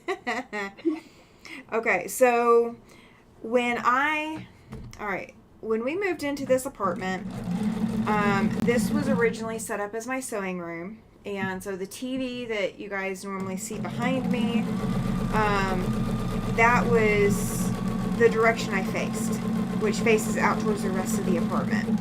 The direction I'm facing now is facing a wall, and the window is here, and my door is like back this way, back, closer to the TV. With that being said, after we moved up here, my stepdaughter came to live with us for a little bit, and we thought she was going to live with us through the school year. So I went ahead and I emptied out this room, and we set this up with a bed and everything else for her, and my sewing space became a little corner in the living room that is now my husband's office area.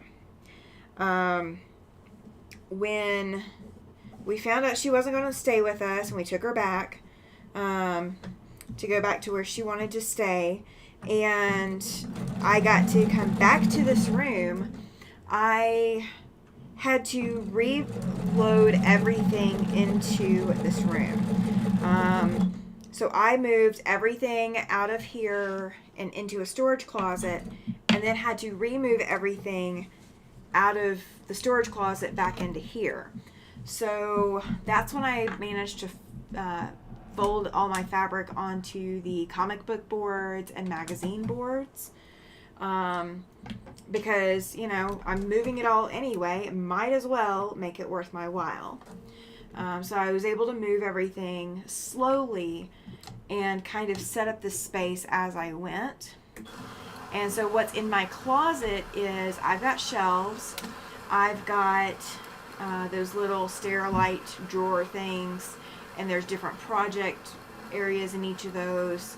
So I've got different crafts in each different container, so things aren't on top of each other, finally.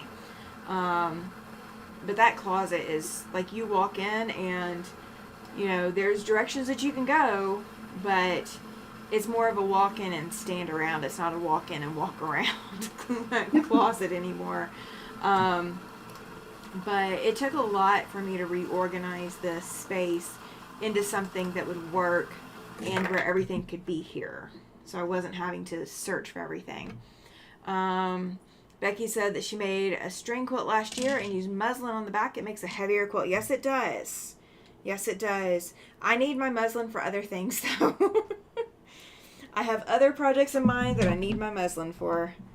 I got a lot of muslin, but I need it all. Mine to make pillows. Oh, okay. That's a good use for it. Technically, the temperature quilt, the sample one that I've been making, I've been using muslin as the background fabric. So it's, the color is muslin. Chloe says, good night all. It's been fun. Absolutely, Chloe. Get some good sleep. So do you get that from a local shop, like a Joann's or something, or do you order muslin I have not needed to order muslin. So my grandmother that taught me to sew decided she was getting out of sewing and wasn't going to sew anymore, so I went to clean out her sewing room. And I brought home a lot of things, and muslin was one of them. And I had a 20-yard bolt of muslin that came home with me, and I haven't used all of it yet. But something like muslin, I would buy the bolt either through Joann's or Hobby Lobby when it goes on sale, because I would use it all. If it's something that I'm going to use a lot of, I will buy a bolt. Becky says that she loves those storage drawers. She found the muslin at thrift store. You can also use thrifted sheets. Yes, you can. Absolutely, you can. And then Judy says that she has a guest bedroom that is an overflow for fabric. I try to keep it pretty much a guest room for my granddaughter. Yeah, I mean, so if it is not in here, then I don't have it for crafting. That is basically what it had to come down to. Because if I did expand to any part of the rest of the apartment, then I was never going to find anything, because then my husband would have access to things and he'd move things around. And in order for me to keep my sanity, it has to all fit in here in one shape or form or fashion. Years and years ago, so I started out in garment sewing. That's where I learned to sew. I'm the only quilter in the family. When I started out in garment sewing, years ago, I managed to get rid of a lot of my garment fabrics. Like, there was no need for me to keep all of these garment fabrics. There's just no sense in me keeping them, like all of that. So I was able to gift away a lot of my garment fabrics and get them gone, so I didn't have a big stash of all of that. So the only fabrics I kept when I gifted all of that away was my quilt materials. So I have some that are still polyester cotton mix. You know, they're not the greatest quality, but they'll work in a pinch. I got rid of all of my patterns. I used to have one of those pattern cabinets from Hancock Fabrics, from back when they had, you know, their marked down sale and liquidate everything. Then what else did I have? I had a dress form, which I don't need if I'm not going to be sewing clothes all the time. I basically... Giggles make awesome decorations. They do, but when you are working on a limited floor footprint, it's really hard to justify, even a 10 square foot decorative item when you only have so many square feet to begin with. So I didn't keep my dress form. I did keep my dressmaking drawing tools, and I did keep a book that has patterns that I can upsize to whatever size I need. And I kept maybe 3 or 4 dress patterns that I want to create. So I do have a challenge dress that I want to eventually make. It is a salsa dress. No, it will not fit me at my current size. So I don't know whether or not I'm ever going to make it, but if I ever want to venture back into it, I have everything I need to make it. Like, I have the fabric, I have...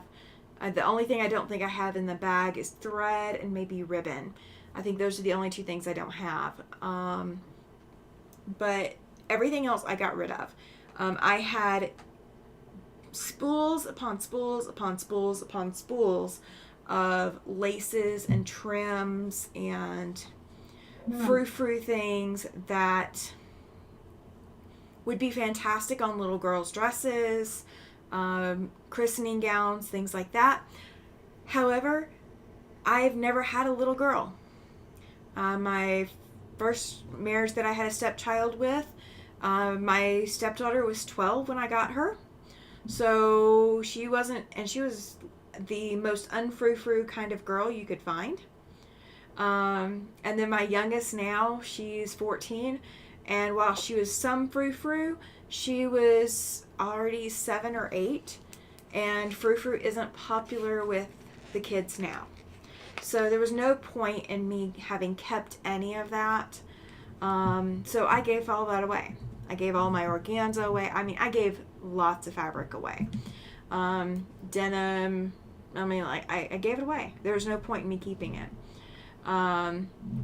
Kathy says that she's got boxes that are strictly for the fabrics that aren't 100% cotton. Yeah, I've got like part of a shelf in the closet that has one stack of fabrics, and that is it. Like, it is literally maybe this tall. It is that much non-quilting fabric. I have a sweater I want to make, and I don't remember what the other fabric is for, but that's what I know is in there.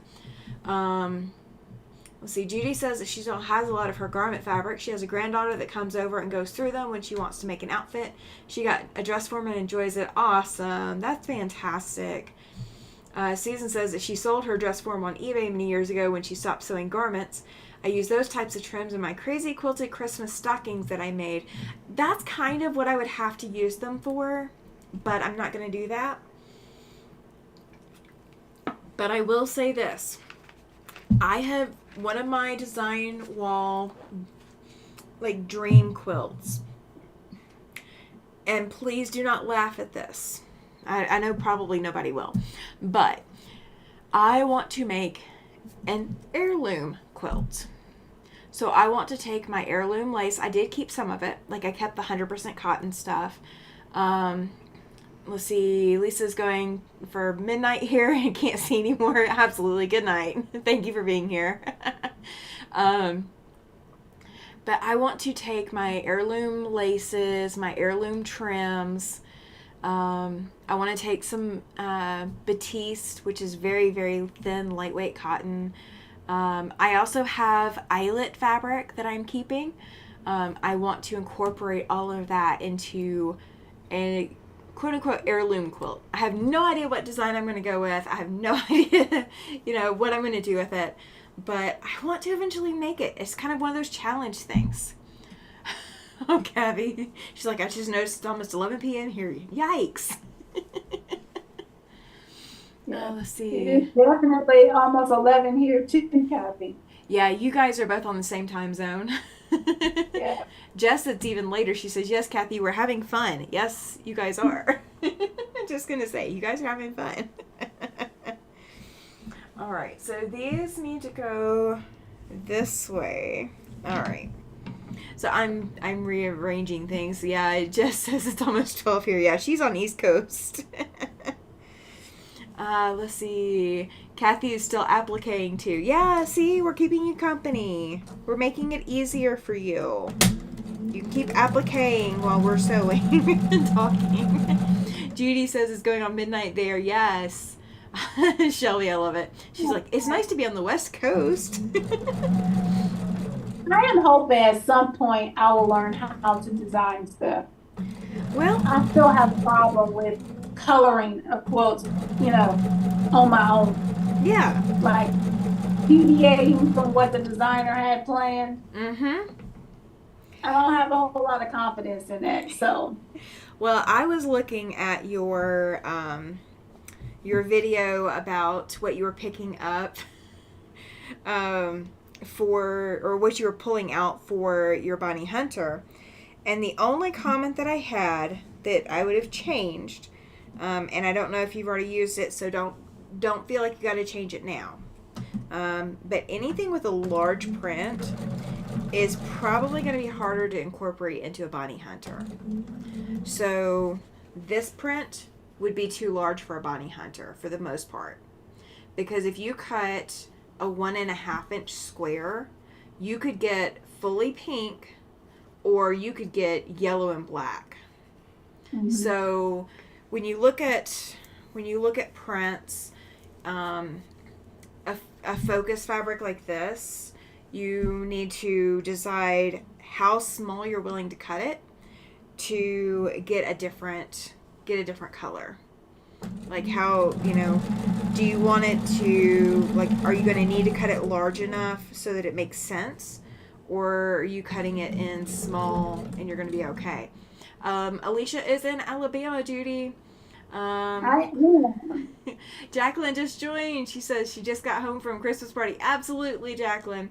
The link to Alesha's channel is in the description box. Alesha from Quilty Bird is our guest tonight.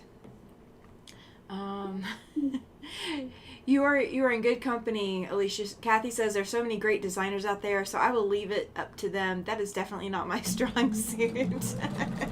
and I want to do it. I really want to do it. I think my biggest drawback to me, or the reason why, is because I like color, mm-hmm. but lots of color does not lend itself to everything. That's just like true. I like bold patterns in fabric. big, bold patterns. And that does not lend itself to everything. Anna Marie Horner is like one of my favorite designers of fabric, but you can't put her fabric into every pattern that you find No. because it's just different. So because I like color, it makes it hard for me to colors dull down the color, Yeah. put it that way, in Well, order to make the pattern look right so or look a bit more presentable to me. yeah. So with Bonnie Hunter ones, you always want to go for the smaller prints. Go for something that you can cut small and it will still look just like that color that you're going for. Whatever, Mm-hmm. you know, that small size is, you know, go for that small size. Take your ruler, put it on your fabric, see if that's going to match. If it's going to look funky, save that fabric for a different project. This Gotcha. this kind of project, a big scale print would not work very well in the hourglass. So they use this really tiny gingham, and then this is actually, it's green, but it's got a white print on it. Mm-hmm. But it reads green, so they can use it kind of as a solid, and that's, you know, that's how we got away with it. And the black is solid black, so it is what it is. But each of these colors was in the focus print. When you are choosing, like, okay, so Stitch in Heaven has their New Year's Day mystery, and I am participating again.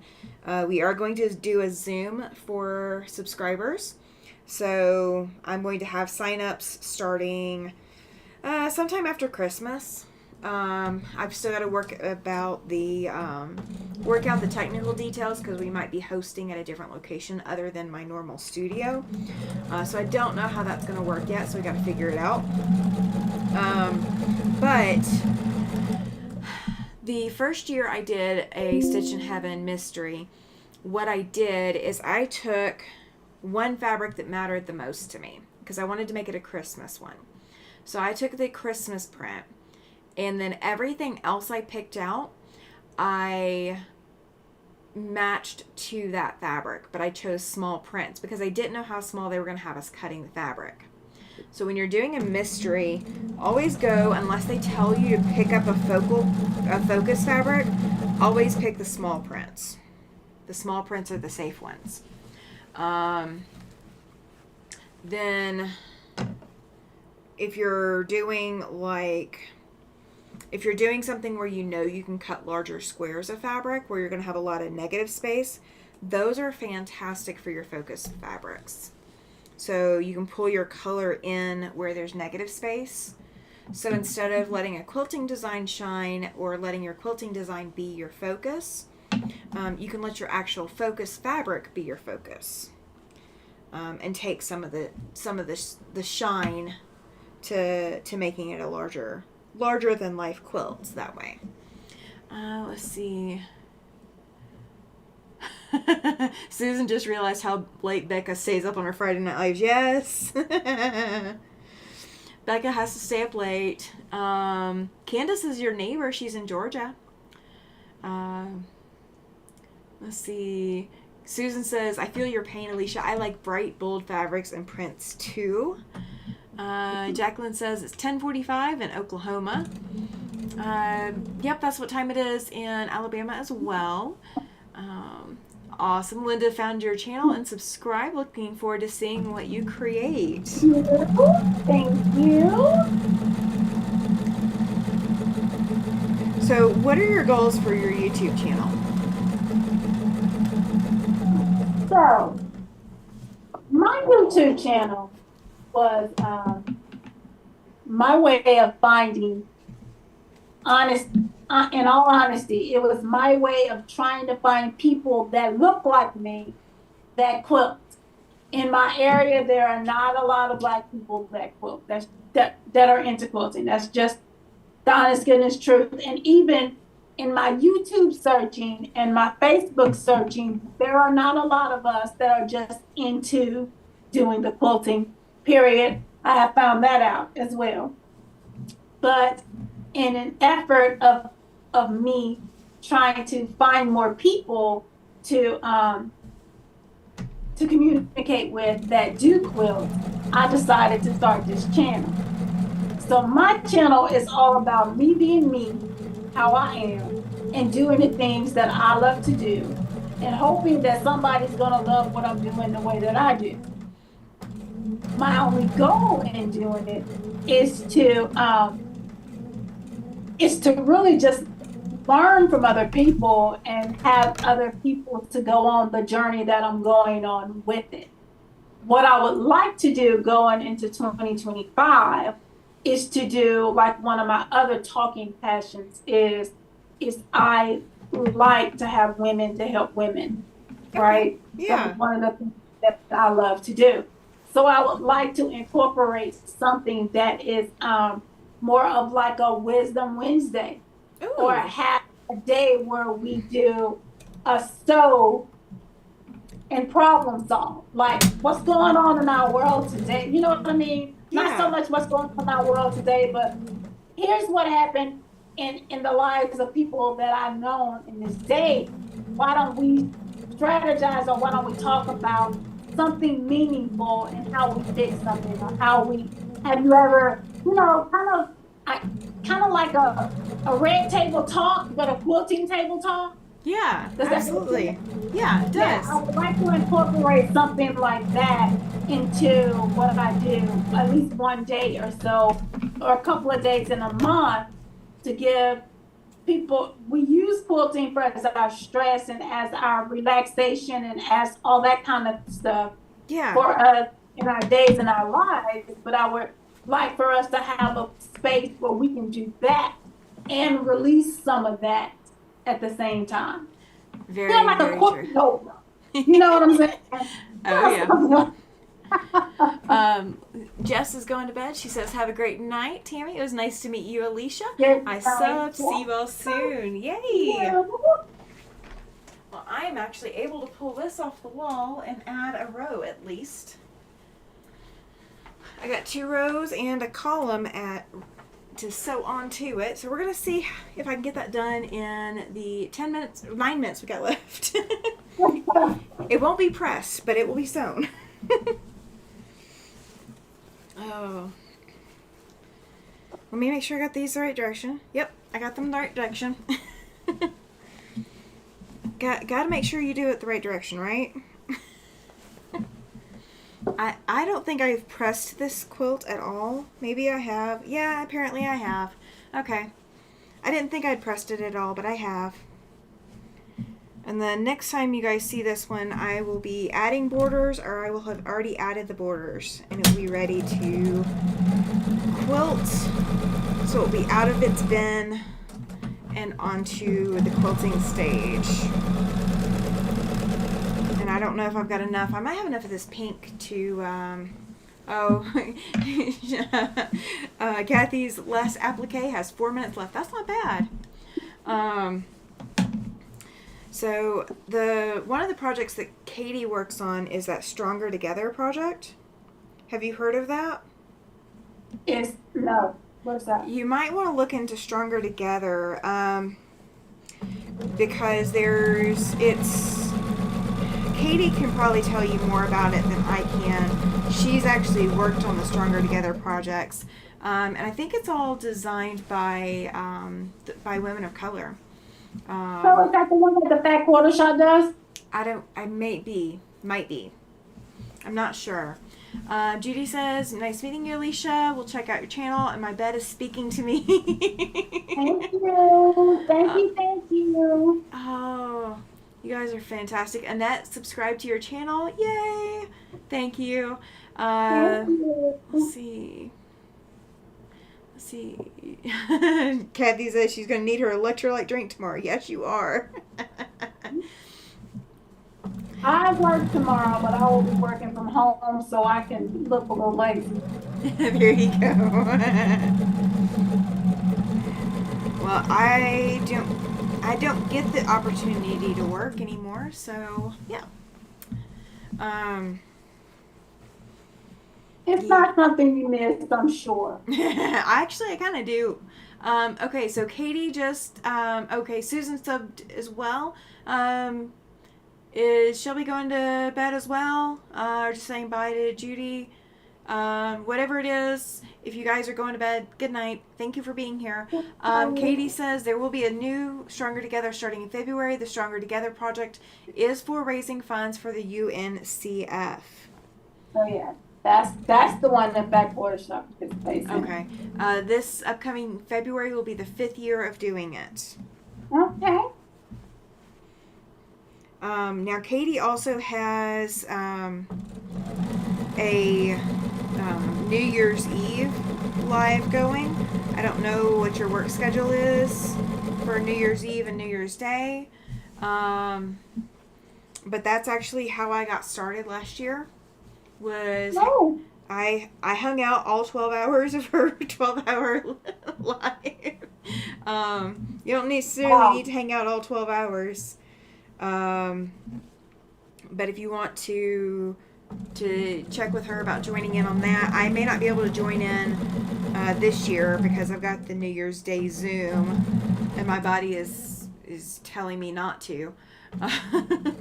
Oh no, Kathy. She says, looks like I am still here for another 7 minutes. Oh my gosh. Oh, she forgot she had to back the applique. I hate when that happens. So will you be? How long is the New Year's Day one supposed to be?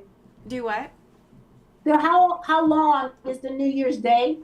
So the New Year's Day, I'm going to host it as long as Stitch in Heaven is hosting their sew along. Because last year they did an overnight one, right? No, theirs are always during the day. Stitch in Heaven is always during the day. 2 years ago it was New Year's Eve, and then last year it was New Year's Day. And then this year is New Year's Day as well. And it's Rob Appel and Tiffany Hayes. But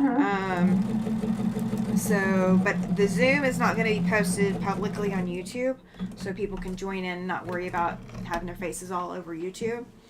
But then Katie's, her overnight, her 12 hours is 5 p.m. to 5 a.m. Eastern time.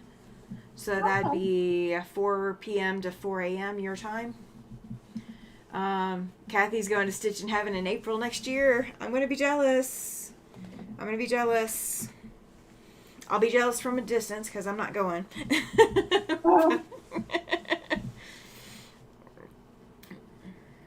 I went to my first retreat this year. Do what? I went to my first retreat this year. Oh, how exciting.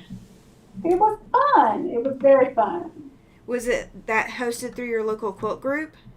It was hosted through our local quilt guild. So we went, well, of course, we didn't go. Literally, I didn't go far because I went to the 4-H in Columbia. Oh, okay. But for them, it was kind of what they call out of town. Oh, yeah. So, it was at the local 4-H, but it was a lot of fun. It was the first time I'd ever been to one. That's awesome. I've been to a couple of quilt retreats. So one of my quilt groups that I'm a member of, they do, the third Monday is our typical meeting Monday. And then all the other Mondays of the month are open sew. So you can bring stuff and sew and work on projects or whatever. And you can have the company of, whoever else joins. Sometimes it's too much trouble to lug a machine for 3 hours or something. But the Wednesday group that I'm a part of, we go and we are there from 9 a.m. to 4 p.m. almost. And we are sewing all day. We bring our lunch. And you get a lot done because you're not unpacking for a little bit, sewing for a little bit, and then you're having to pack back up. And we do, first Thursday is our meeting, and then the following Saturday is our open sew. Oh, okay. That's awesome. Saturday after the meeting is the open sew. So the first Saturday and the first Thursday. I agree, Shelby. She says, I really enjoy Zoom retreats too. No need to pack everything up. Exactly. And I will be hosting more of those up in this upcoming year. So stay tuned because it will be happening. I promise. Katie says that she wants to go to a retreat but can't justify the expense of the retreat itself. You would have a long trip to go to a retreat, so I totally understand. Let's see. Kathy was at Stitch in Heaven in February this year, and it was an experience. That's awesome. That's so awesome. There's one class I want to take, but I don't know if there's any seats left, but I don't have the money to go. But it would be in August. Annette says she loves Zoom retreats. Yeah, I will. So the New Year's Day is with Stitch in Heaven. I'm going to have Stitch in Heaven on one screen. I don't know if I'll be able to broadcast it or not because we're dealing with technical, how we're going to set this up kind of stuff. But we're going to see what we can do. So you may have to play the Stitch in Heaven on your own screen and then have the Zoom on a different screen, if that makes sense. So that may be how we have to do it for January 1st. But I am planning to host every other month or so, hosting a Zoom retreat. And when I host a Zoom retreat, I host it all weekend. So we open it Saturday morning, and then we don't close it until Sunday right before my live. So you come and go, dress out in your pajamas, mute yourself while you eat, you know, all the fun stuff.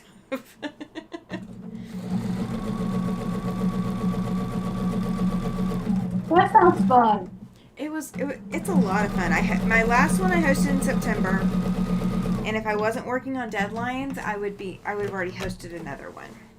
The deadlines are what's kept me kind of trying to scramble to get everything done. And okay, it is 10 o'clock, so technically we have to be off of here, but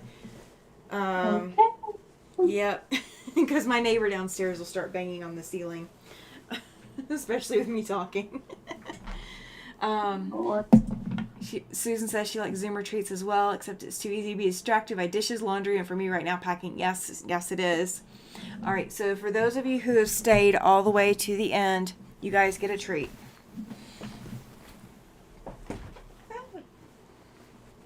All right, so I've shown little bits and pieces of this as we've gone. So I've got 4 long seams to sew, which will be done tomorrow. And tempter quilt will be pieced.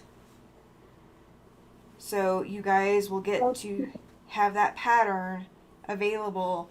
I'm going to issue the pattern out sometime between Christmas and New Year's. But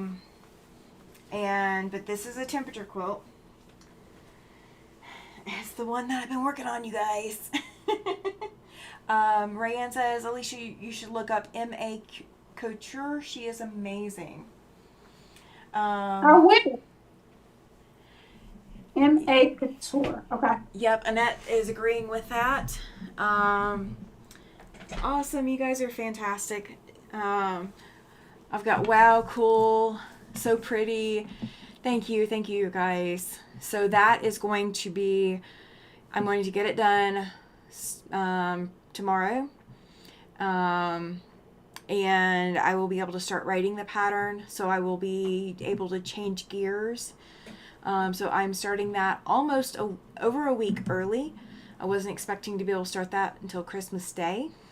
So I am starting over a week early. So that means you guys might have the pattern as of Christmas Day.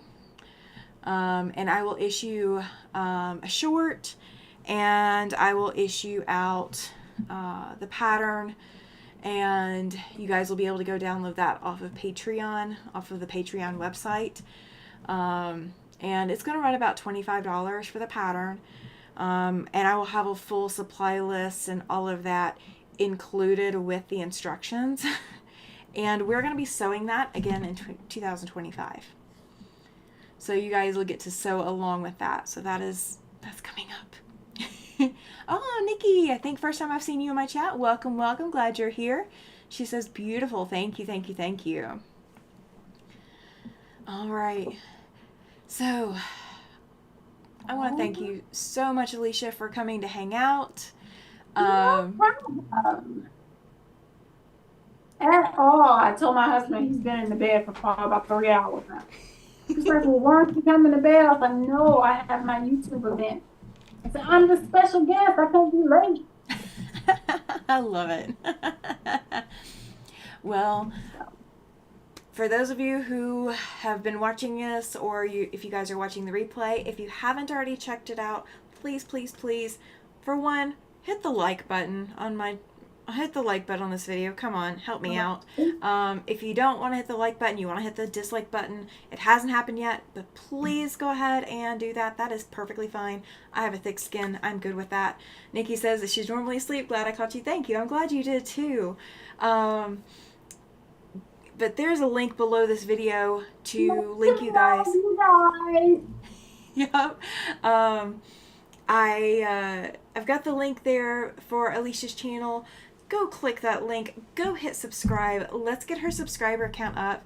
She's going to be able to start doing live soon. So, yeah, let's get her there. Let's get her to where she can do that and bring us more quilty content. Love your personality, Alesha. Thank you so much for coming to join us. I appreciate it.